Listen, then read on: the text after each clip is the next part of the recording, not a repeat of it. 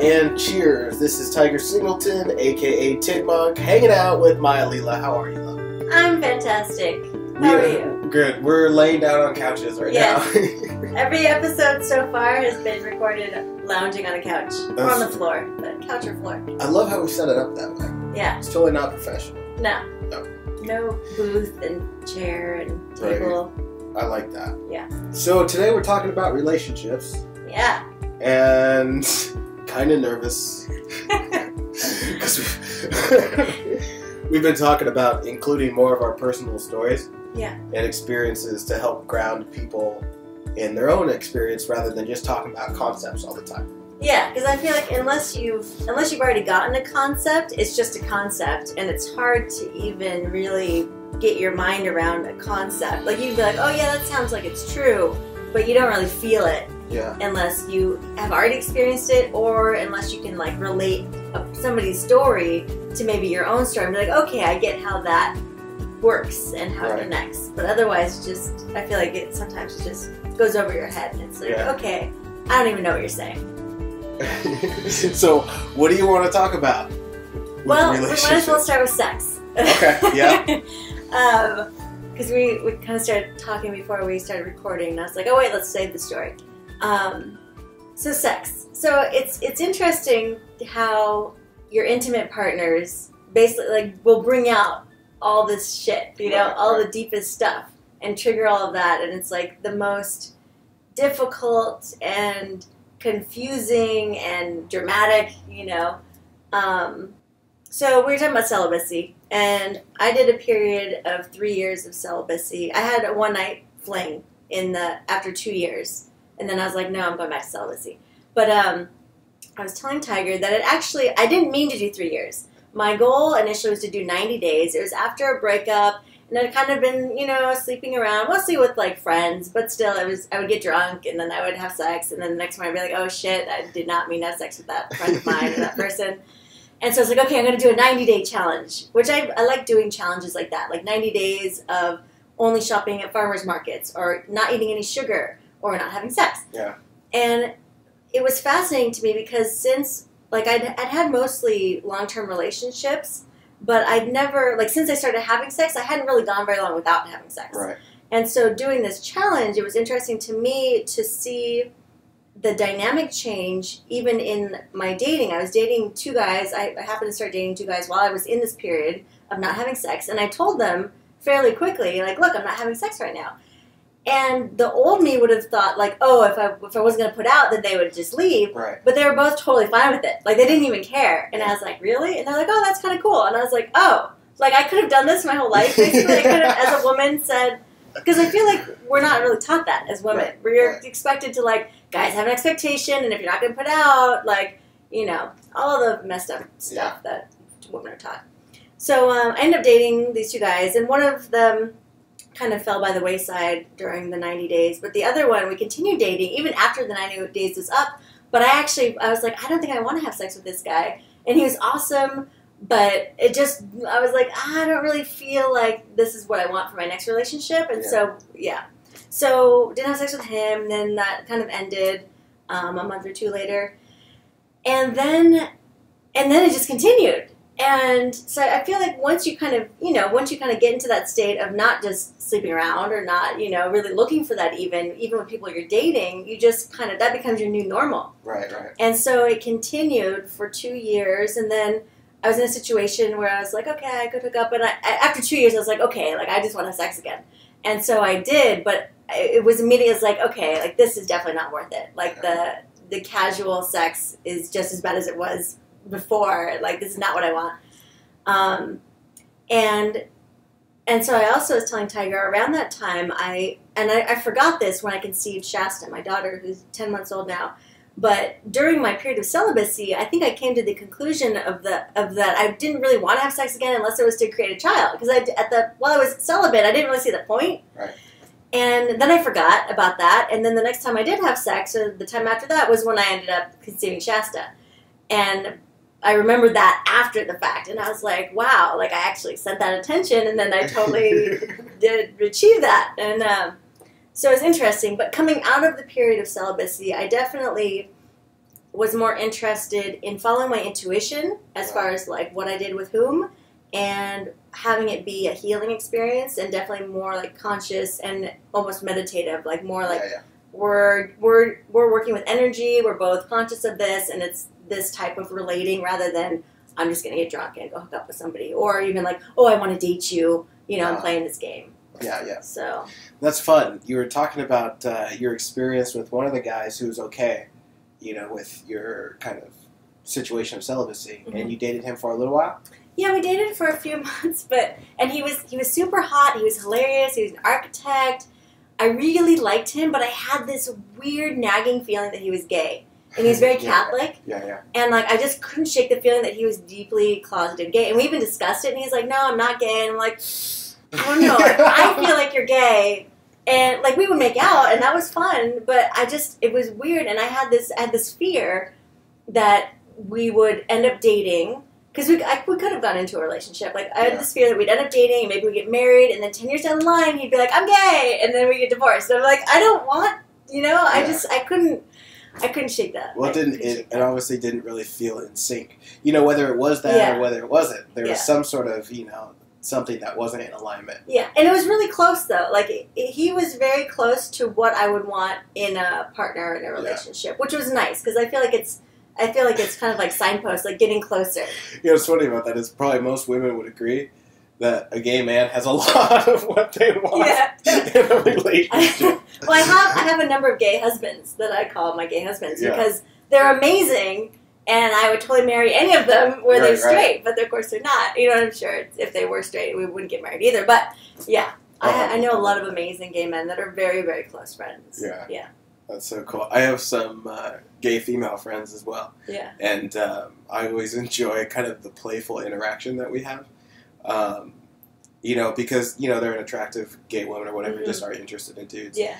And it's fun just to kind of play with that. Yeah. But one thing you also mentioned is you made that decision for yourself and then chose to kind of be honest about it. Yeah. And then life provided an opportunity for you to still play. Yeah. Without that aspect. Yeah. And that's one thing I love about relationships. First and foremost, your relationship with yourself. Can you be honest with yourself? Yeah. If you can be honest with yourself, then it's so much easier to be honest with others, which means life can bring you what you genuinely desire. Yeah. And I think it's pretty easy to say the point of all problematic relationships is dishonesty with self. Yeah, definitely. It's just not being authentic about what your desire is, what you're interested in, circled around this fear that I might be alone. Yeah. And so I don't want to be honest because they might not be there if I'm honest. Or if I have needs or desires, I'm being bitchy. Yeah. Because that's something I was definitely taught, in whatever way, was that I'm not supposed to have my own, like, needs or wants or, be authentic because you should just deal with it and be fine with what you get, in a way. Yeah. Yeah. That's fun. Yeah. Okay, so let me share my experience with relationships and sex. So last year I got out of a 12-year relationship, 12 or 13-year relationship. It was a 10-year marriage. And it was fantastic. I mean, every time I think about it, it's like, wow, that's what it's supposed to be like. Just from my experience, the way you connect with somebody, even sexually, it was just amazing. And then it was just like, oh, that's kind of done. And that's over. And on both sides, was it an equal kind of like... Yeah, that was the discussion. But of course, after it's all said and done, things come up and we get confused and whatnot, so it might not seem that way. But after it's all said and done, it's this recognition of, yes, that was best for everyone involved. But you still have to kind of go through the process of letting go and all of that. And so after that experience, I really wasn't sure what I was interested in. For relationship dynamic, so I just kind of followed the flow. And I was so amazed with life's ability to manifest a direct reflection of where I put my attention. It's been a while since we first met. Your phone's talking. It's Abraham Hicks popping in. That was random. Hi, Abe. Oh my gosh, that's so awesome. Okay. But anyway, so I kind of decided, or I saw a flow of, okay, coming out of a monogamous relationship, that was awesome. I don't really feel like I want to get back into that right now, but yet I still want to play, Mm-hmm. you know, with people and friends and all of that. And so I kind of just made myself available to explore sexually, with maybe more than one partner or one time with a person, and just kind of get a feel for the energy dynamics. And I say that now looking back because it's becoming more clear of what's going on with my experience. But I really just gave myself freedom to explore. And now in this space, you know, probably doing this for 6 or 7, 8 months, I'm starting to come to this point where I'm questioning celibacy. Or if anything, taking that 90-day thing to kind of just check in with myself and see if I want to keep exploring that. Because I've also noticed that it's taking a lot of energy to even like please more than one person. Yeah. And as much as I enjoy it, it's like my favorite thing in the whole world to please a female, like sexually. Yeah. And it's like if that's not happening in a sexual experience, I'm just not interested in it. Yeah. It's like if I can't just totally worship everything you are, then it's no fun. Which is awesome. Yeah, which is totally awesome. And for the people involved, too. They for everybody. Yeah. It's good for everyone. Yeah. And so it's, you know, and there are these really awesome and joyful experiences that I don't see a lot of negativity around or even conflict and drama, which I want to get into as well because going into these relationships, there's a very clear communication that expresses where I'm at, what I'm into and what I'm not into as it pertains to relationships. And I've been amazed how I'll be honest about where I am, and then here's an exact reflection of the perfect person for that. And so it was like without any effort, life was just providing me with friendships that match that. And so that's been a really amazing thing to notice, which also gives me a lot of confidence in the universe that says life's always just going to reflect where I'm at and what I'm asking for and what I'm open to. And so within me, there really isn't a fear that I'm going to, you know, not have or be with lack about some relationship thing. And especially, I think what helps to attract that is to be so comfortable in your own space, and even in like your own connection with the universe, to know that it's the universe taking care of you and not somebody else. And so in my relationships, I don't notice a lot of clinginess or neediness that says I need this person in order to be well. But always in some degree, on some part of the scale that exposes itself as a learning opportunity, which is great. And I don't know that that ever goes away because life is constantly bringing you to a deeper space of sincerity. Even though you think you're totally sincere, give it some time, and life shows you, oh, well, let's look at this. Yeah. And so then that's all play, and it doesn't mean you're doing anything wrong. It's like, oh, now we just get to look at this part. Well, that's what I think is whether you're in a monogamous relationship or an open relationship, which that's been my too, like since I did start having sex again, it's more been like open play, exploration, playing with energy, you know, meditative, no relationships and no even like limitations on like, well, this is what it is and that's it. But or like the celibacy, like I think they're all perfect in their different times. And so it isn't like it's not like no, celibacy is right or everybody being in an open relationship is right or everybody monogamous. You know, it's not about that at all. It's about for you, what's the next step for your growth and expansion? And whether that's like a committed 10-year relationship or celibacy or being in an open thing, you know, it's going to have different gifts for different people. And I love that you bring that up, too, because there's a lot of stigma around relationship label. And that's something that I always get so kind of, like, flabbergasted by. It's like somebody wants to put a label on, like, my experience, because I've gotten questions from people who hear rumors and whatnot, and they feel like they need to know. And they'll use these labels, and it's like, I don't really resonate with any of that, because tomorrow could be totally different. This is just what's happening right now, and it's not good or bad, it's just where the flow is. And this is my path of learning.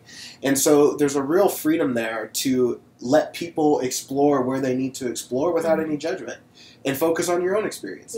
Because if we are judging other people's sexual lifestyles, it's exposing a fear that we have about our own sexuality.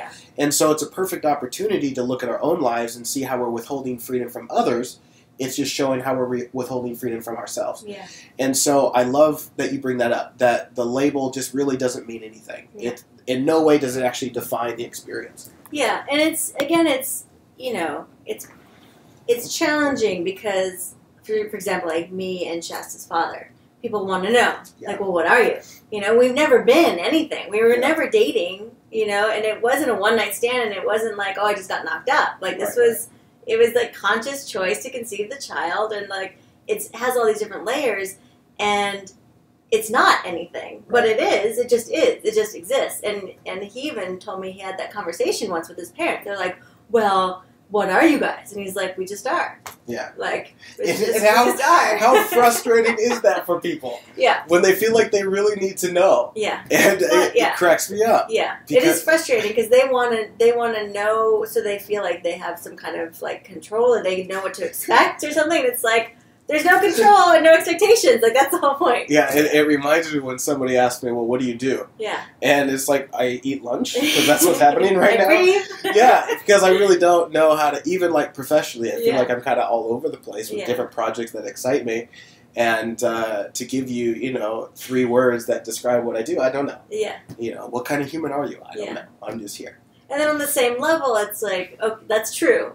But then how do we relate to people? Like, because, you know, in order to, like, relate to somebody, or for them to have any, because we you know, some of us are telepathic, but, you know, it's like that challenge of, like, we're unlimited, but to have a conversation, we have to limit ourselves to words. So, like, how do you do that in an authentic way? Then it becomes playful then.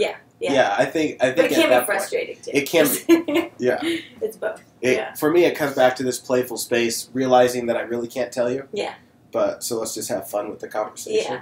Here's what excites me right now. Yeah. But in no way is it definitive. Yeah. But and it's interesting too, I think, with the relationship thing and relationships in general in our society, is that people define themselves by their relationships. Yeah. You're like, totally. I'm a wife, I'm a this, I'm a that. And we get, you know, we're expected to get our value from our relationships. And like, if it does go wrong, like, well, what's wrong with you? And again, this is like subtle stuff that I figured out I had beliefs about. Yeah. And then I've seen other people have those too, even though they're like, oh, no, I don't. It's like, well, yeah, you do. Otherwise, you wouldn't be so upset. Right. Like when your spouse cheats on you. Yeah. You know, if it was just, if there's some guy walking down the street and we're like, oh, he cheated on his wife, you'd be like, oh, okay.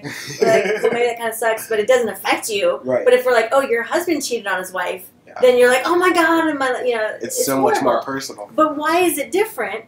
And what I came when I was like, I think 19 or so, my first boyfriend cheated on me, and of course I was really hurt. But then I thought about it, and I was like, okay, if he wants to be with somebody else, why would I stop him? Yeah. Like, if I actually love him and want him what's best for him, and he thinks that's what's best for him, then I would be like, okay, go. And I can choose whether or not to stay in that relationship. Yeah. But, you know, it's like, why would you try to stop somebody from following what they want to do? Number one. And number two, why should I make it mean that I'm less than? Or like that there's something wrong with me? Or I'm not good enough because I couldn't make them stay monogamous with me for the rest of our lives. You know? It's, I love that exploration too, because it exposes so much, a lot of stuff we don't want to see. Yeah. Because traditionally we have this idea that's been implanted. You know, it's a social construct that says this is what a relationship is, here's what it's supposed to look like, and here's what it should end up being. It's like the fairy tale. Yeah. You know, when you're a kid, you're told, you're going to find your Prince Charming, and he's going to take away all of your problems for the rest of your life, happily ever after. Yeah. But yet no one's had that experience. Yeah. And so if we hold on to that construct, then life is going to show itself as a failure. Yeah. Because that's the standard in our mind. And that's, and I realized that as a woman, too. It's like, well, I haven't gotten that Prince Charming, so that must mean I'm not good enough. What's wrong with me? Yeah. Because all the other princesses got their Prince Charmings, so there must be something wrong with me. Yeah. And you bring up such a great point about how we put so much invested energy in the other person as our savior. Yeah. Just the idea that, okay, now that this person's here, I'm whole. Mm-hmm. And they can never leave. Yeah. Yeah. Baby Shasta's up. Yeah. We're going to pause it real quick. Shasta! Oh, it might have been too much for you. All right, we're back. And we're back. Baby Shasta's joining us. Shasta's joining us. Shasta, what do you think about sex and relationships? Ooh, she's smiling. She's like, well, I was created from sex, so I think it's pretty good. Yeah, must be valuable. Right? Yeah, okay, so this movement in relationships, and I think this really clarifies all of the suffering we experience. Yeah. Which is really we put our worth in other people. And we're conditioned to do that. Yeah. So there's nothing wrong with it. It's the playing field. It's where we're at. And it presents the opportunity for us to see through it so that we can grow. And part of seeing through it is allowing that shell around our heart to break. Yeah. And being open to those experiences, because sometimes we go through that and we're like, okay, I never want to experience this again, so I'm going to close myself off and never love anyone. Yeah. Which is all just life learning to show us what love really is. Well, and two, letting go of the expectations that there is going to be a Prince Charming that's going to come and make you whole and make everything better. And it's like, well, no, you need to love yourself and make yourself whole before things get better. Yeah. Yeah. And I think that's like the hugest thing is that turning the focus from looking to the relationships for anything to looking to yourself or your connection to source for everything. Yeah. You know, and it really having that your love for yourself and your relationship for yourself be the number one focus. Exactly. Which again, we're not taught at all in our society because that's selfish. Yeah. Yeah. Oh, selfishness in relationships. Yeah. It's so funny. And I think I'm safe to talk about this, but I had an experience the other day where a friend came over to my house all late night, and she was all just kind of like emotionally distraught, where she was talking about how everyone is so selfish and focusing on themselves, but yet she came over to my place and totally talked about all of her drama. Yeah. and how much she doesn't like people who are self-centered. Yeah. And so it's just a funny contrast because sometimes we complain about the things that we do ourselves. Yeah. Well, again, because you're like, don't be selfish, so give me what I want, and that's selfish. Oh my goodness. You know? That's so true. I learned that from Abraham Hicks. You know, they're like, people want you to do what they want you to do, and that's not selfish. You know, it's like, oh wait, that doesn't make any sense at all. Oh my God. It's totally logical. I love that perspective. Yeah. Yeah.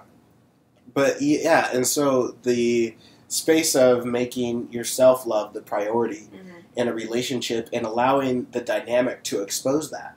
Because again, if we see the foundation that all of our internal unrest is a result of putting wholeness outside of ourselves, then a relationship just simply exposes where we're doing that.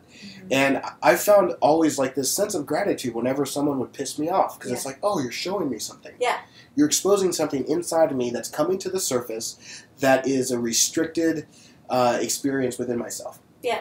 And of course, that's how your enemy becomes your friend, is you realize that these are all just teachers. Yeah. Well, and that's like Shasta's father. Like, I'll text him, I really appreciate how much you trigger me, because every time he triggers me, I'm like, okay, like, there's something in me that's causing me to freak out about this or be upset or hurt. Yeah. So, like, how can I love myself more? How can I look at whatever belief that I'm believing and, like, really get down to whether or not it's true, which it's not going to be true. If it's hurting me, then it's not going to be true.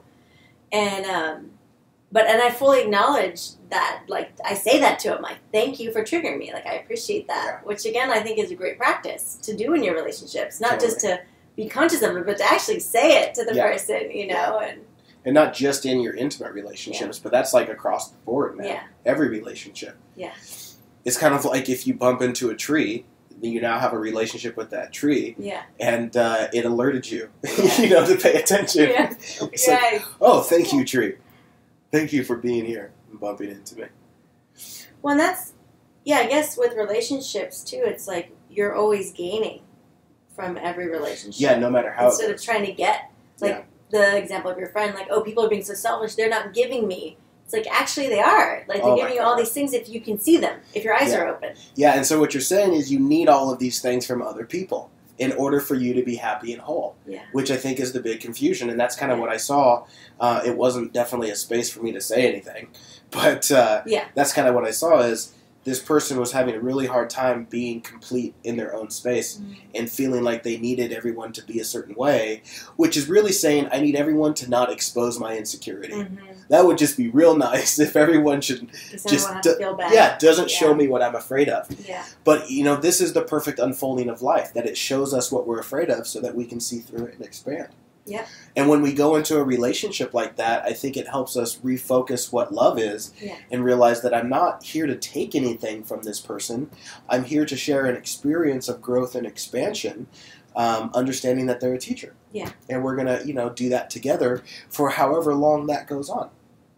And however long it goes on is exactly how long it needs to go on. Because we're going to learn from it either way. And I feel like, in a way, and it depends on the relationship, but then you don't even need anger because it's a gift. Yeah. Like you're receiving this clarity or insight from the interaction with the person, so you don't need to be angry with them for their action or just because they are how they are. Right. But it's like, no, this is actually a gift. Like, it might not feel so great at the beginning, but it leads to further expansion and more capacity to love and be present and joyful. So that's a gift. That's such a gift. Yeah. And then also, to flip it around, I love the experience in relationships where you're in this dynamic and the other person's pissed off at you.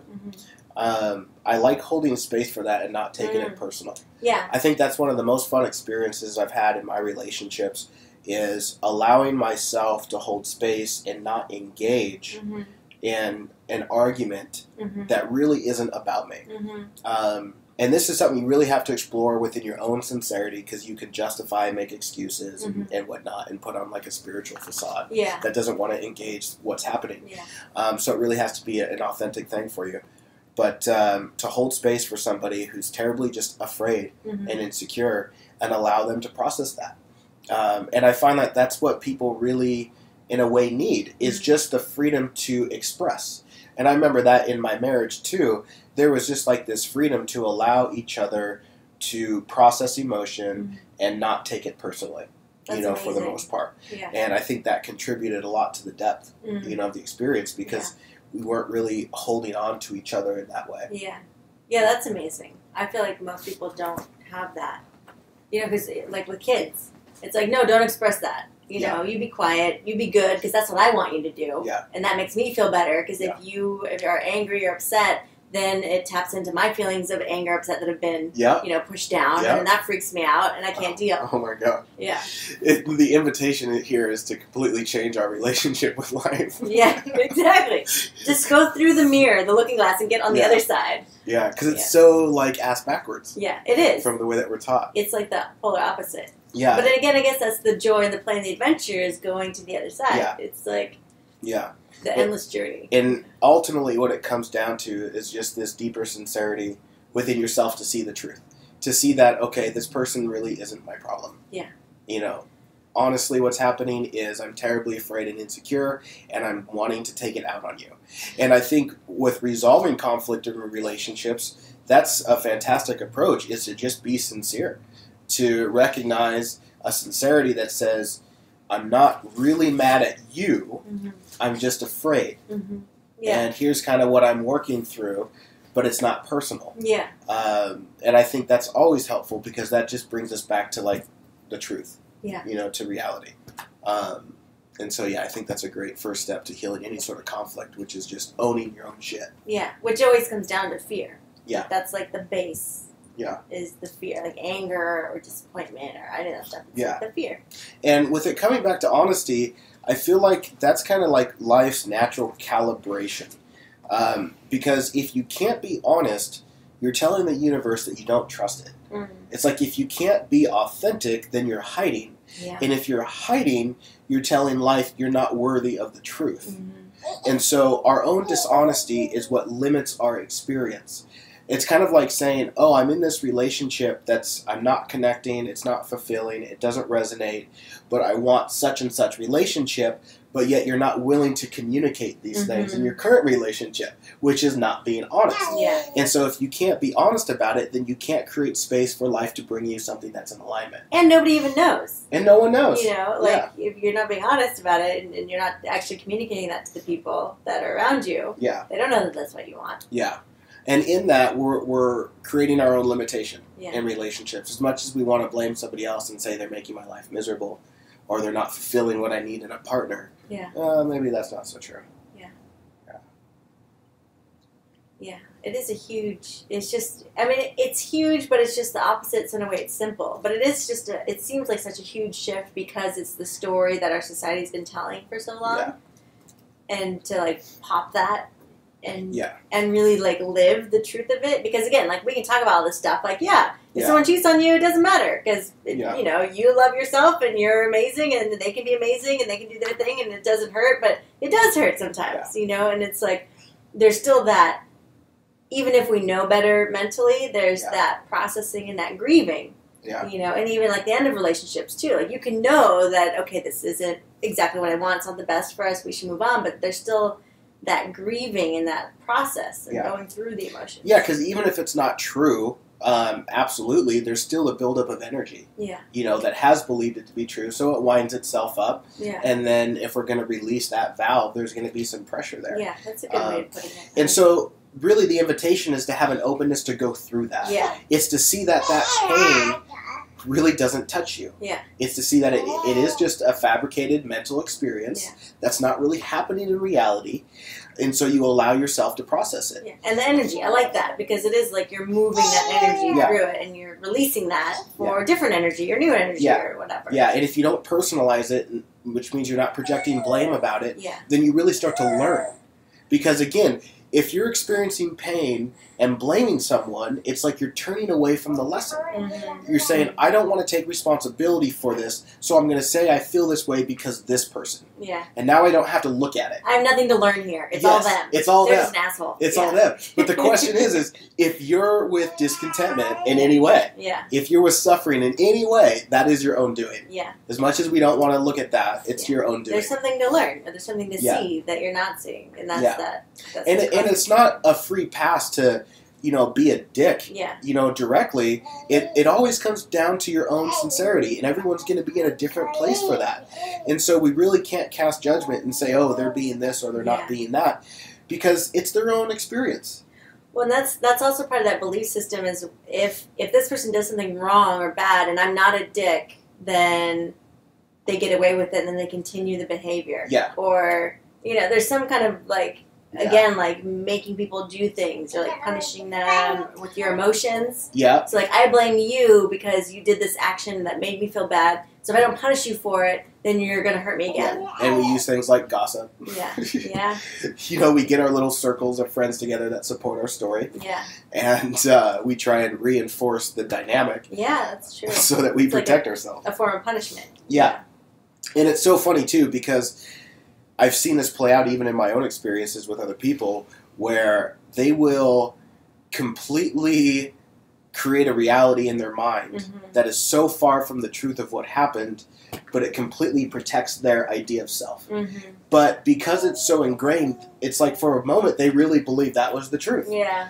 They really believe that this happened and I was a victim in this way and there's no telling me otherwise. Yeah. And it just gets so ingrained. But that's also part of the process as well. Yeah. And so there's also the invitation to have a willingness for letting people go through that.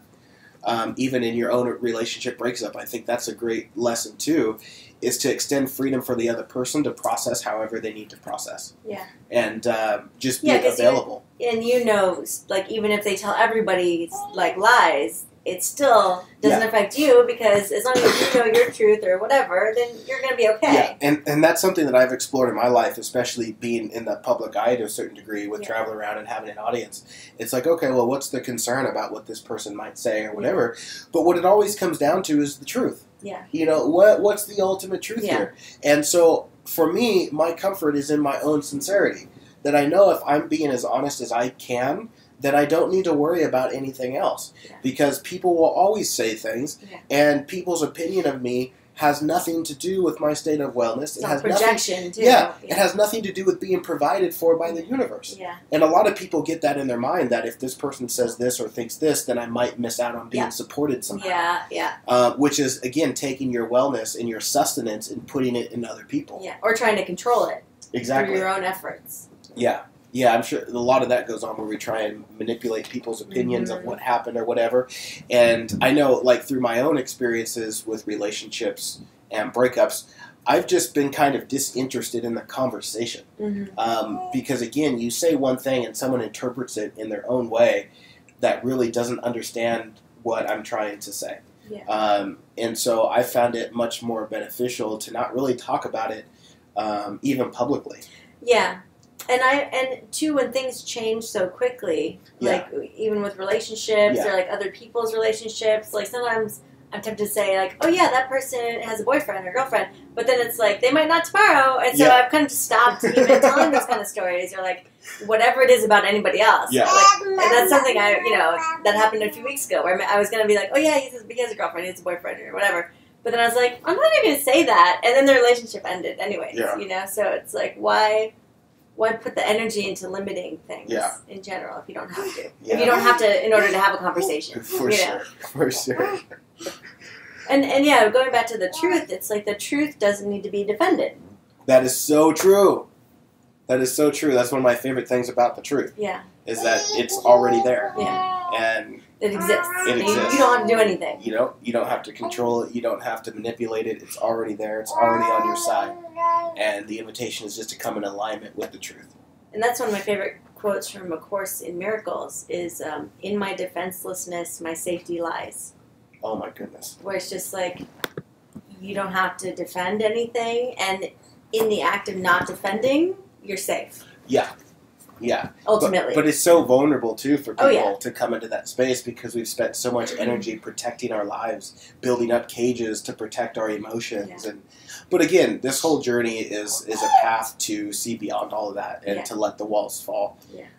Really so that you can open up and see how supported you really are. Yeah. Because all of these walls and limitations, they're, again, just a byproduct of fear that believes I'm not going to be okay. Yeah. And this is the miracle being discovered, is that what you are is so profound in nature that life can't miss you. Life can't not touch you. And so this is what we're opening up to.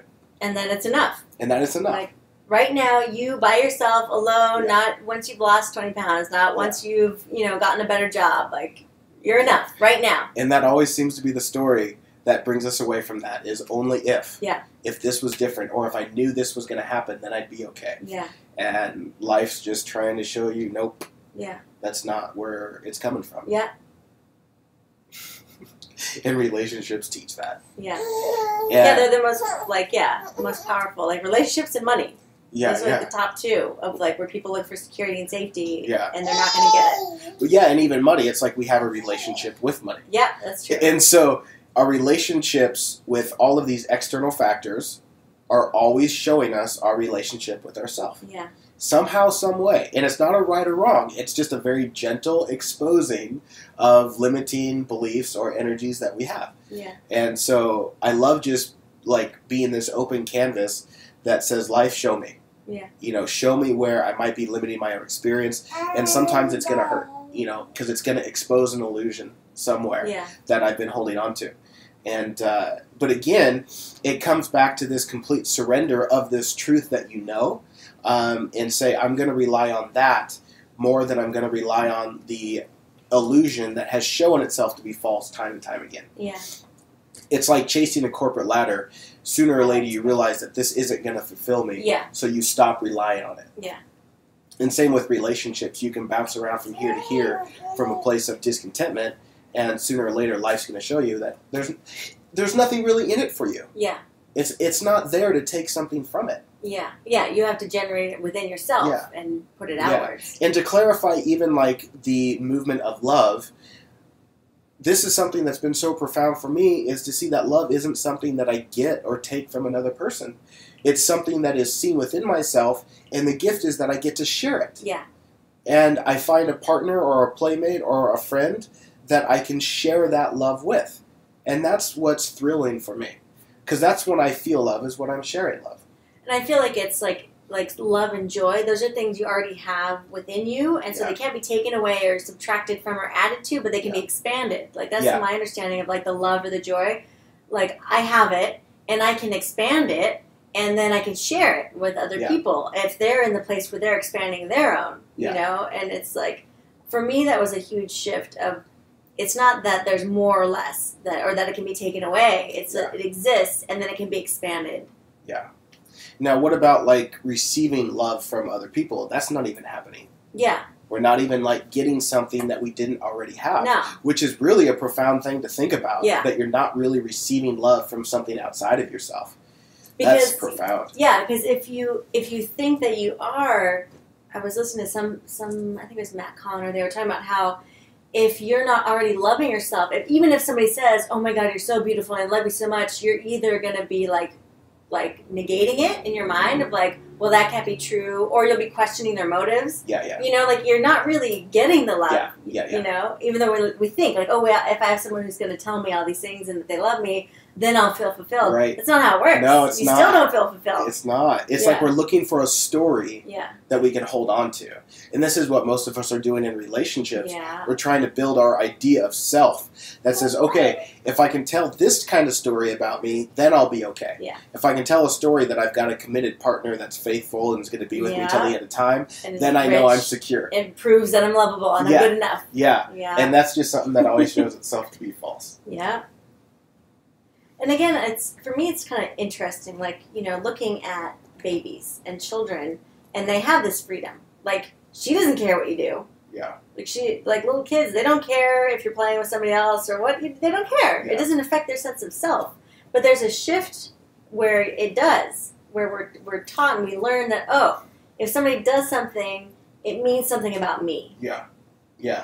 Yeah, and I think there's a lot of naturalness to that. That's just part of the human game. Yeah. Where that's the environment that we're birthed into, so that's what we learn. Yeah. And then we get to unlearn it. Yeah.